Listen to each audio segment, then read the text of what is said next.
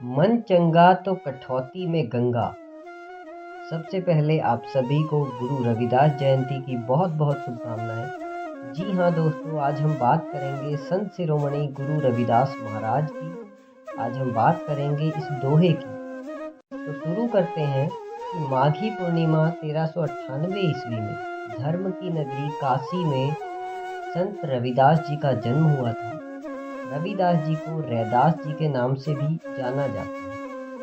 इनके माता पिता चर्मकार थे। इन्होंने अपनी आजीविका के लिए पैतृक कार्य को अपनाया, लेकिन इनके मन में भगवान की भक्ति पूर्व जन्म के पुण्य से ऐसी रची और बसी थी कि आजीविका को धन कमाने का साधन बनाने की बजाय संत सेवा का माध्यम बना लिया।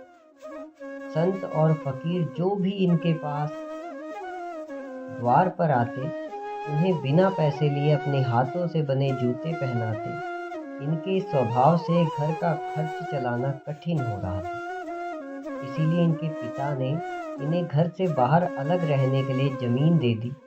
जमीन के छोटे से टुकड़े में रविदास जी ने कुटिया बना ली।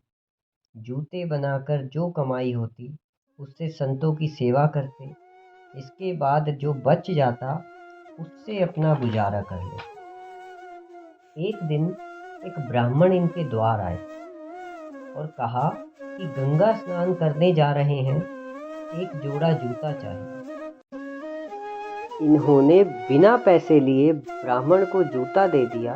इसके बाद एक सुपारी देकर ब्राह्मण को कहा कि इसे मेरी ओर से गंगा मैया को दे देना। ब्राह्मण सुपारी लेकर गंगा स्नान के लिए चल पड़ा।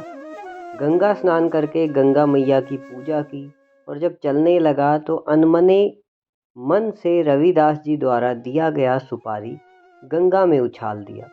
तभी एक चमत्कार हुआ, गंगा मैया प्रकट हो गई और रविदास जी द्वारा दिया गया सुपारी अपने हाथ में ले लिया। गंगा मैया ने एक सोने का कंगन ब्राह्मण को दिया और कहा कि इसे ले जाकर रविदास को दे देना। ब्राह्मण भाव विभोर होकर रविदास जी के पास आए और बोले कि आज तक गंगा मैया की पूजा मैंने की, लेकिन गंगा मैया के दर्शन कभी प्राप्त नहीं हुए। लेकिन आपकी भक्ति का प्रताप ऐसा है कि गंगा मैया ने स्वयं प्रकट होकर आपकी दी हुई सुपारी को स्वीकार किया और आपको सोने का कंगन दिया है। आपकी कृपा से मुझे भी गंगा मैया के दर्शन हो गए। इस बात की खबर पूरे काशी में फैल गई। रविदास जी के विरोधियों ने इसे पाखंड बताया और कहा कि अगर रविदास जी सच्चे भक्त हैं तो दूसरा कंगन लाकर दिखाएं। विरोधियों के कटु वचन को सुनकर रविदास जी भक्ति में लीन हो गए और भजन गाने लगे। रविदास जी चमड़ा साफ करने के लिए एक बर्तन में जल भर कर रखते थे। उसी बर्तन में रखे जल से गंगा मैया प्रकट हुई और रविदास जी को दूसरा कंगन भेंट किया। रविदास जी के विरोधियों का सर नीचा हुआ और संत शिरोमणि गुरु रविदास जी की जय जयकार होने लगी। तभी से यह दोहा भी फेमस हो गया कि मन चंगा तो कठौती में गंगा। धन्यवाद दोस्तों। आपको ये कहानी कैसी लगी कमेंट करके ज़रूर बताएं।